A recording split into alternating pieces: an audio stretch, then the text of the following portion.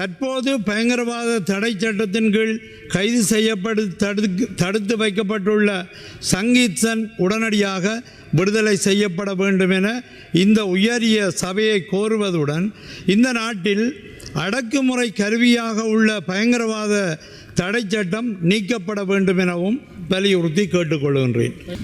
இன்றைய விவாதத்துக்கு வருவதற்கு முன்னர் ஒரு முக்கியமான விடயம். கிளிநொச்சி மாவட்டத்தின் உதயநகர் கிழக்கு பகுதியைச் சேர்ந்த கணேஷ்குமார் சங்கீத்சன் என்னும் சொல்லிசை பாடகர் அண்மையில் பயங்கரவாத தடை சட்டத்தின் கீழ் கைது செய்யப்பட்டு சிறை வைக்கப்பட்டுள்ளார். இந்த நாட்டிலே காலத்துக்கு காலம் இவ்வாறான கலைஞர்களும் படைப்பாளர்களும் ஊடகவியலாளர்களும் தமது கருத்துக்களை சுதந்திரமாக வெளிப்படுத்தியதற்காக பயங்கரவாத குற்றத்தடுப்பு பிரிவினரால் விசாரணைக்கு அழைக்கப்பட்டு அச்சுறுத்தப்பட்டுள்ளனர். பல படைப்புகள் வெளியீடு செய்ய முடியாமல் தடுத்து வைக்கப்பட்டுள்ளன. தற்போது இந்த கலைஞனுடைய கைது இடம்பெற்றிருக்கின்றது. இந்த சொல்லிசை பாடகர் கைது செய்யப்பட்டு சிறை வைக்கப்பட்டிருப்பதானது கருத்து சுதந்திரத்தின் மீதான அடக்குமுறையினையே வெளிப்படுத்துகின்றது. இவ்வாறாக இந்த நாட்டில் அடக்குமுறை கருவியாக பயங்கரவாத தடை சட்டம் பாவிக்கப்பட்டு வருகின்றது. எனவேதான் இந்த நாட்டுக்கு பயங்கரவாத தடை சட்டம் தேவையில்லை என நாம் தொடர்ச்சியாக வலியுறுத்தி வருகின்றோம்.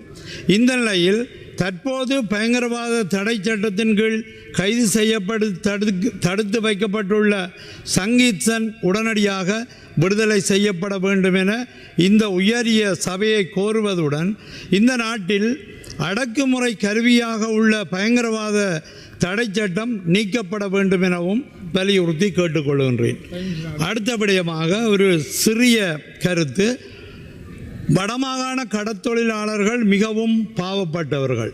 முல்லைத்தீவு, மன்னார், கிளிநொச்சி, யாழ்ப்பாணம் என வடமாகாணத்தில் 4 மாவட்டங்களிலும் மீனவர்கள் மிகவும் மோசமான நிலைமைக்கு தள்ளப்பட்டுள்ளார்கள். சட்டவிரோத தடை செய்யப்பட்ட தொழில்களான சுருக்கு வலை, வெளிச்சம்பாய்ச்சி மீன்பிடித்தல், டைனமைட் வெடிவைத்து மீன்பிடித்தல் போன்ற தீய செயல்களால் வடபகுதி கடல் வளம் முற்றாக அழிந்து போகின்றது.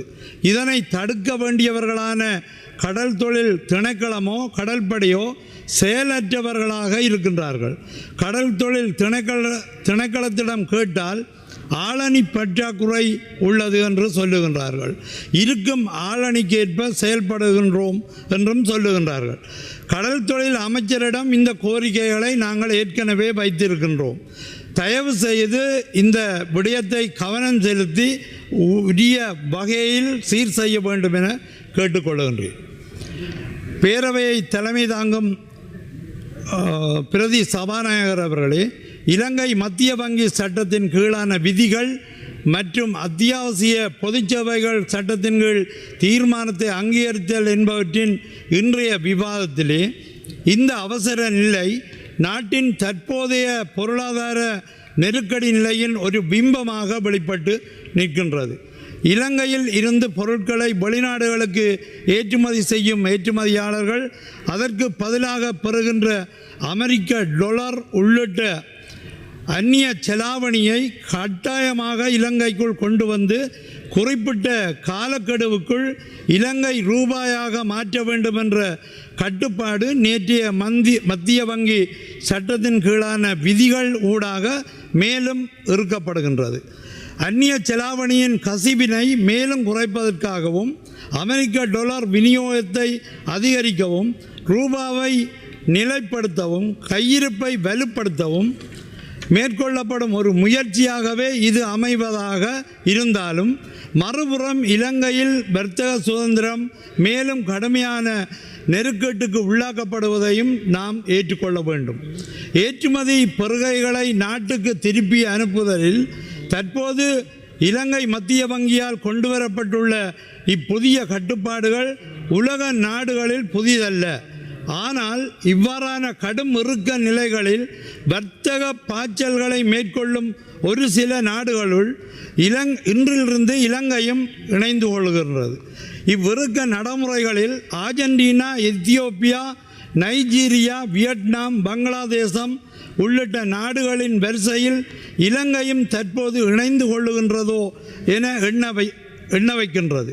அந்நிய செலாவணி கையிருப்பை வலுப்படுத்தும் தேவைப்பாடு தற்போது உள்ள போதும் அதீத கட்டுப்பாடு ஏற்றுமதியாளர்களின் நம்பிக்கையை பலவீனப்படுத்தலாம்.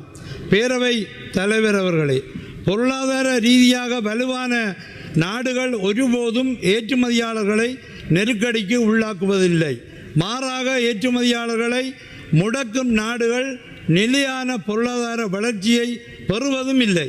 இத்தகைய கட்டுப்பாடுகள் மாற்று வழியற்ற ஒரு தற்காலிக தற்காப்பு நடவடிக்கையாக மட்டுமே இருக்க வேண்டும்.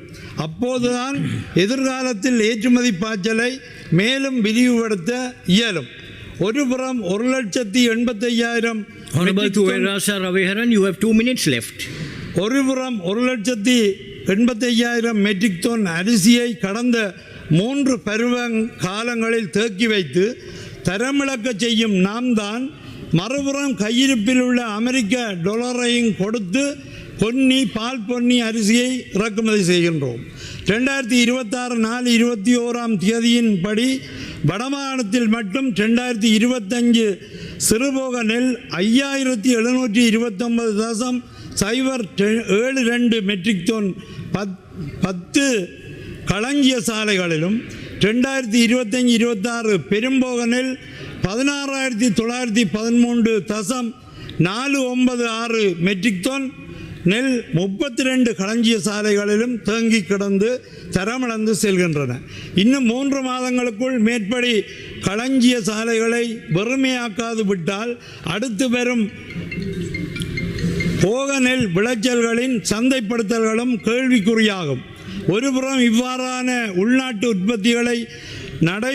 உற்பத்திகளை முறைப்படுத்துவதில் பலவீனப்படும் நாம் மறுபுறம் ஏற்றுமதியாளர்களை இறுக்கி நாட்டின் அந்நிய செலாவணி கையிருப்பை தக்க வைக்கும் வழிகளை காண்கிறோம். Please 1 minute. வர்த்தகர்களை கட்டுப்படுத்தி அமெரிக்க டாலரை வாங்குவதை விடவும் வெளிநாட்டு நாணயங்களை நாட்டுக்குள் உடன் கொண்டு வரும் வர்த்தகர்களுக்கான சலுகை வழங்கல் தொடர்பான சாத்தியப்பாடுகளையும் ஆராயலாம். இறக்குமதிகளுக்குரிய பிரதியீடுகள் தொடர்பிலும் உள்ளூர் உற்பத்தியை வலுப்படுத்துவது தொடர்பிலும் ஆக்கப்பூர்வமான முடிவுகள் எட்டப்பட வேண்டும். உள்ளூரில் உற்பத்திகளை அதிகரிக்கும் போது இறக்குமதிக்கான டாலர் தேவை தானாகவே குறையும். புலம்பெயர்ந்த மக்களின் முதலீடுகளை மேலும் ஈர்ப்பதற்குரிய வழிவகைகளை மேலும் ஆராய்தல், தகவல் தொழில்நுட்பம், செயற்கை நுண்ணறிவு உள்ளிட்ட துறைகளிலான அறிவுசார் ஏற்றுமதிக்கான தளத்தை பாடசாலைகளில் இருந்து வலுப்படுத்தல் உள்ளிட்டவை நிலைபெறான அபிவிருத்தியை நிலைநிறுத்தும். திறன் வகுப்பறை சூழல், கணனி உடனான வகுப்பறைகள் என்பவற்றுக்கு மேலாக நிலையில் உள்ள வகுப்பறைகளும் சீரான கற்றல் கற்பித்தல் செயல்பாடுகளுக்கு சவாலாகின்றன என்பதை தெரிவித்துக் கொள்கின்றேன்.